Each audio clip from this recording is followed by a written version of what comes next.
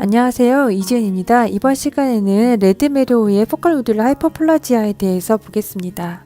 스파인 MR을 보다 보면 가끔 이제 포컬한 리전이 이것이 그냥 비나인인지 아니면 말리그넌트인지를 결정해야 되는 순간들이 많습니다. 그 중에서 이제 비나인, 노멀 베리션으로 생각하는 포컬 레드메로우의 파인딩에 대해서 알아보겠습니다. 메로우 컨버전은 개인마다 약간의 차이는 있지만 한 개인에게 있어서는 이제 시메트릭하게 그리고 원칙대로 그런 아펜디큘러 스켈레톤에서부터 시작해서 엑시알 쪽으로 그리고 디스탈에서 프록시말 쪽으로 컨버전이 진행되게 됩니다. 그런데 간혹 레드메로우가 포컬하게 에시메트릭하게 보일 수도 있습니다. 그럴 때는 말리그넌시랑 감별을 해야 되는데 그 감별할 수 있는 포인트 중에서 세 가지 머슬이나 디스크의 시그널과 비교하기 그리고 그러한 어떤 레드메로우 안에 그 팻에 해당하는 포컬 하이슨 인텐시티가 있는지를 찾아보기 그리고 인페이즈 아웃 오브 페이지에서 시그널 드랍이 있는지 팻 컴포넌트가 있는 건 아닌지 살펴보기 이렇게 크게 세 가지로 그런 포컬한 비나인 레드메로우를 감별할 수 있습니다. T1과 T2 웨이티드 이미지입니다. 노멀 레드메로우는 버테브라 바디 안테리어 스펙트에 이렇게 좀 더 레드메로우가 프리도미넌트하게 위치합니다. 이럴 때는 레드메로우라는 것을 별로 의심하지 않고 말을 할 수 있습니다. 하지만 이렇게 포컬하게 레드메로우가 굉장히 에시메트릭하게 위치할 수 있습니다. T1-weighted 이미지에서 이렇게 보이고 하지만 이러한 그런 포컬한 리전이 머슬과 비교하여서 그렇다고 시그널이 더 낮지는 않습니다. 조금 더 머슬보다는 더 높은 시그널을 보이고 있습니다. 이것은 포컬하게 레드메로우가 있는 것을 시사하게 됩니다. 이 환자는 이제 브레스트 캔서 환자입니다. T1-weighted 이미지에서 보면 굉장히 헤테로지니어스하게 메로우 시그널이 변하고 있습니다. 그런데 T1-weighted 이미지에서 이렇게 하얗게 보이는 것은 팻 컴포넌트니까 이것은 괜찮습니다. 아무리 헤테로지니어스 하더라도 이런 팻티 메로우는 신경 쓰지 말고 로우 시그널 인텐시티 요렇게 로우 시그널 인텐시티가 과연 말리그넌트 리전인지를 알아야 합니다. 어차피 패티한 하이 시그널 인텐시티는 팻셋 이미지에서 다 까맣게 보입니다. 팻이기 때문에 팻 서프레이션이 되어서 그래서 이런 거는 괜찮고 이렇게 T1에서 로우 시그널 인텐시티를 보이는 것 이것이 과연 말리그넌트인지를 봐야 되는데 조형진강 이미지에서 이렇게 더 확 조형진강이 잘 되지 않습니다. 그래서 이것은 포컬한 그런 레드메로우인 것을 알 수 있습니다.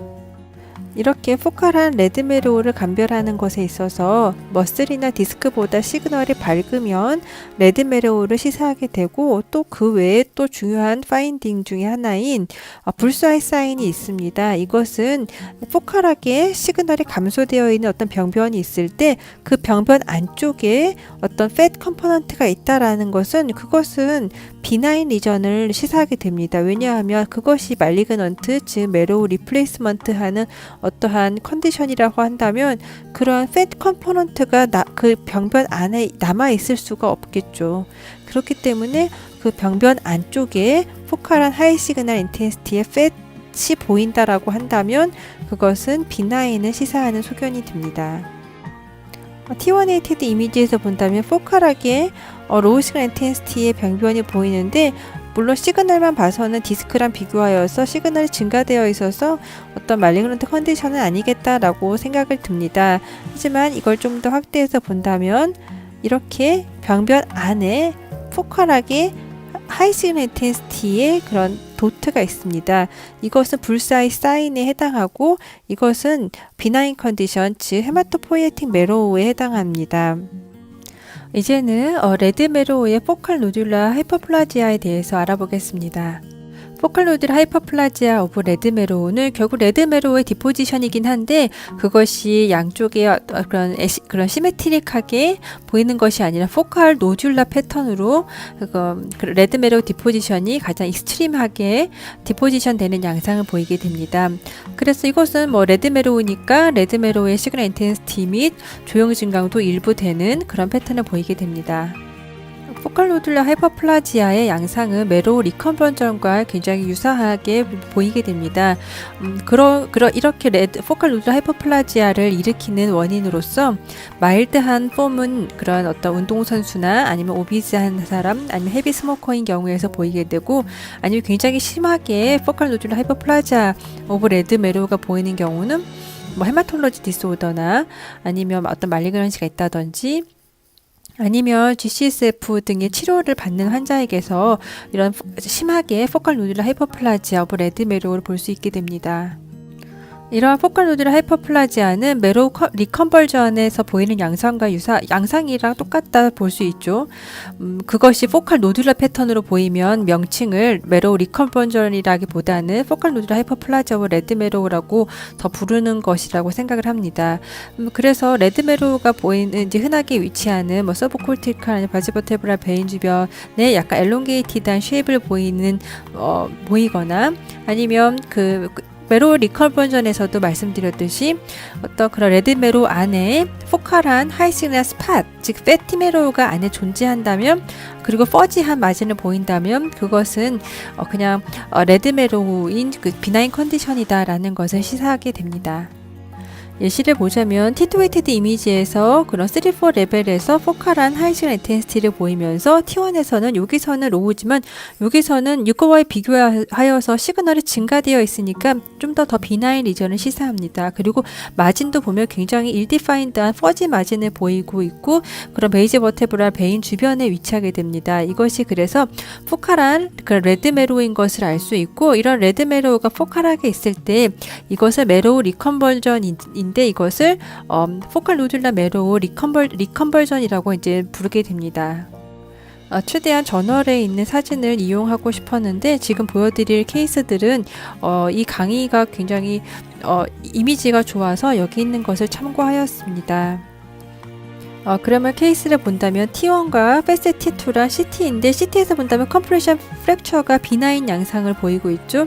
비나인 양상 프랙처 라인이 있는 비나인 컴프레션 프랙처가 있는데, 그거 말고 여기서 본다면 이렇게 포칼하게 T1에서 그런 패티 메로우랑 구분된 그런 포칼한 하이포시그널 인텐시티의 에어리어가 보이게 됩니다. 이것이 패셋 T2에서 본다면 뭐 그렇다고 굉장히 좀 더 브라이트하게 시그널이 보이는 것이 아니라 헤마토포이에틱 메로우처럼 약간 시그널이 증가되어 있는 정도, 그 정도로 보이게 됩니다.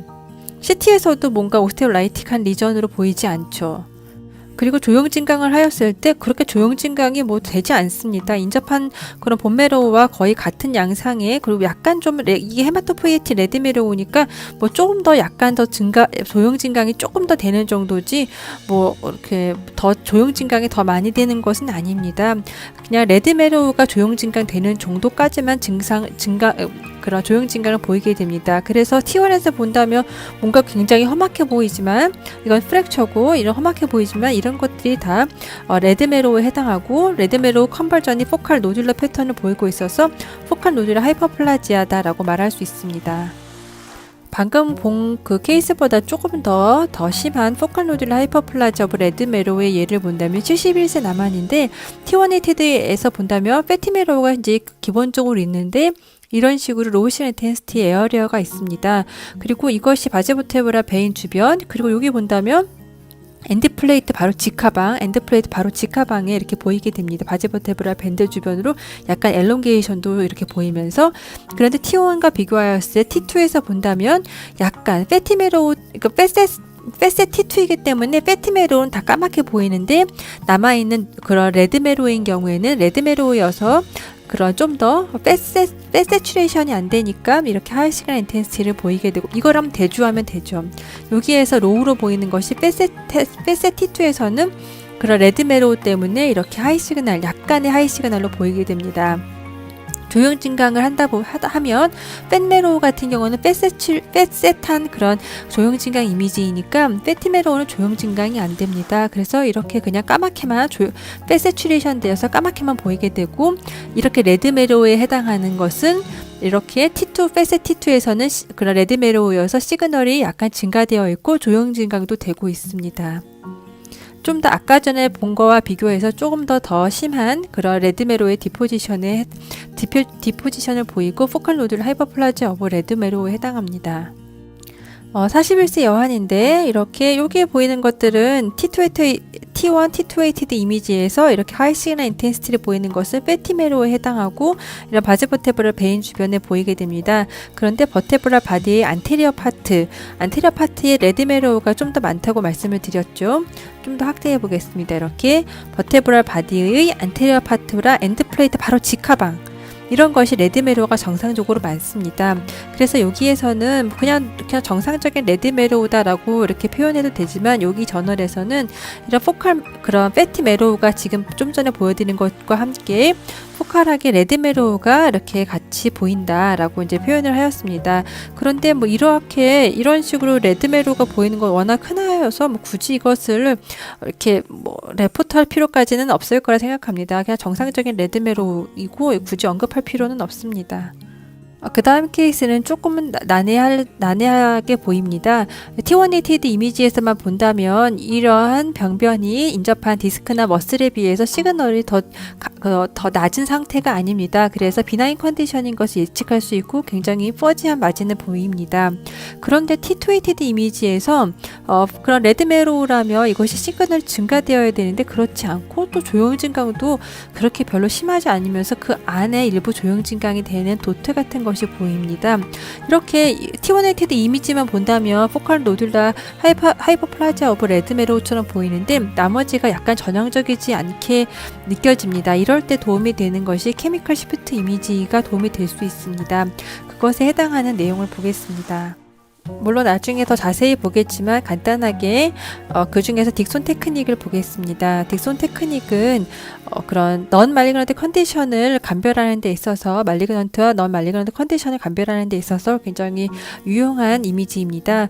그래서 레드메로우 컨버전이나 포컬 노듈라 하이퍼플라지아 아니면 인트라오시오 헤만지오마 아니면 메로우의 이데마 등의 그런 병변에 있어서 정상적인 패티메로우가 있을 때 이런 것은 그런 메로우 리플레이스먼트를 야기시키는 그런 어떤 질환이 아니기 때문에 이럴 때는 그런 오포지트 페이즈에서 시그널이 이제 로스가 됩니다.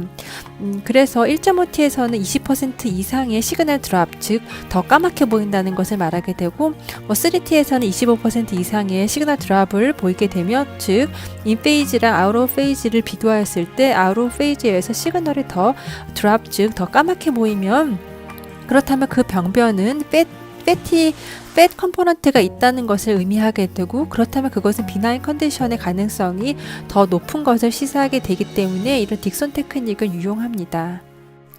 예시를 보겠습니다. 이 환자 같은 경우는 언더라인하게 말리그넌트 멜라노마 환자인데 이것은 코로나 T180 이미지, 이것은 딕손 테크닉에서에서 인페이즈와 아웃 오브 페이즈입니다. 그래서 인페이즈는 그런 팻셋을 하지 않은 이미지와 굉장히 유사하게 보이죠.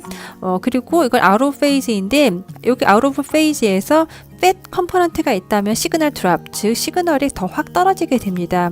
그래서 이렇게 시그널이 인페이즈와 아웃 오브 페이즈를 비교했을 때 시그널이 더 까맣게 시그널 드랍이 보이게 된다면 이것은 이 병변 안에 팻 컴포넌트가 많다는 것을 시사하게 되어서 이것은 레드메로우도 그런 팻 컴포넌트가 40%를 차지하기 때문에 레드메로우가 시그널 드랍이 굉장히 이렇게 확 까맣게 보이게 됩니다.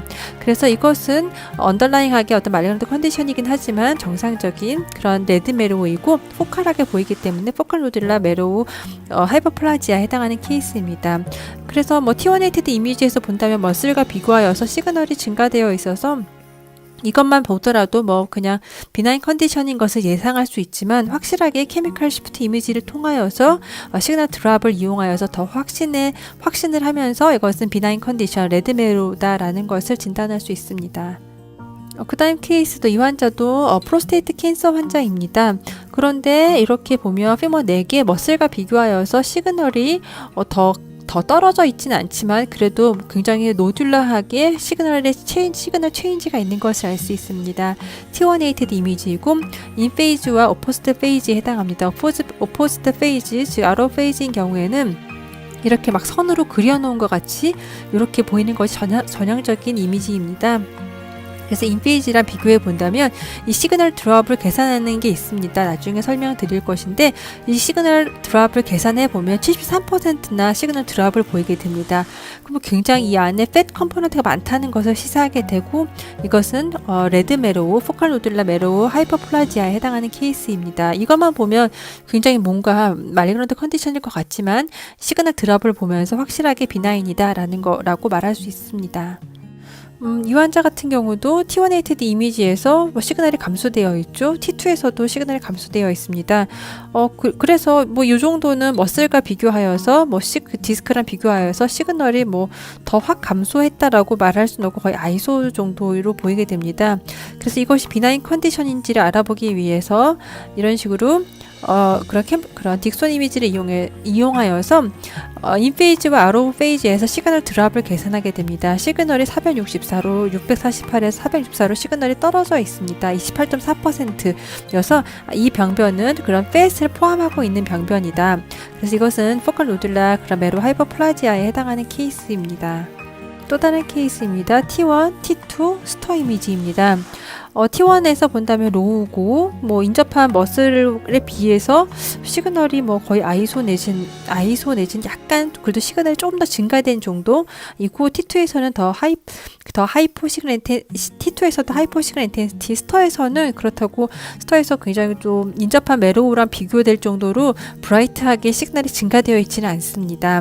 그래서 좀 이런 거 보면 좀 비나인이지 않을까라고 생각해 볼 수도 있지만 또 T2 이미지에서 본다면 병변 주변으로 이렇게 하이 시그널 인텐시티가 보이고 있어서 그런 말리그넌트를 시사하는 그런 할로우 사인이 아닐까라고 또 의심해 볼 수도 있을 것 같습니다.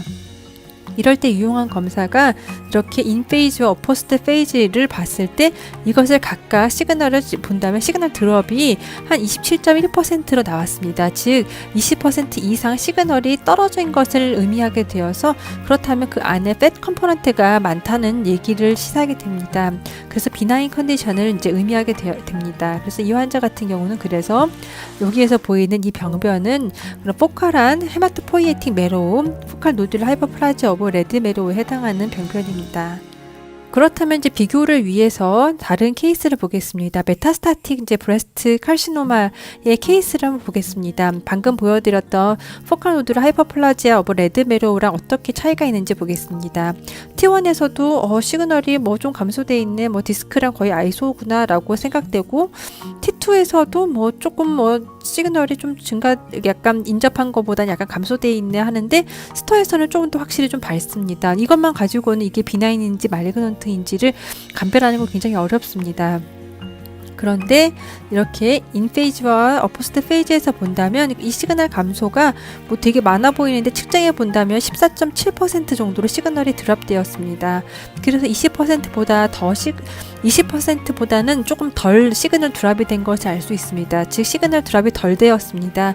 그렇다는 것은 이 안에 팻이 별로 없다라는 것을 시사하게 되어서 이것은 말리그넌트 컨디션의 가능성이 높다. 20%보다 작으니까. 그래서 이것은 말리그넌트 컨디션이고 브레스트 캔서의 메타스타시스에 해당하는 케이스입니다.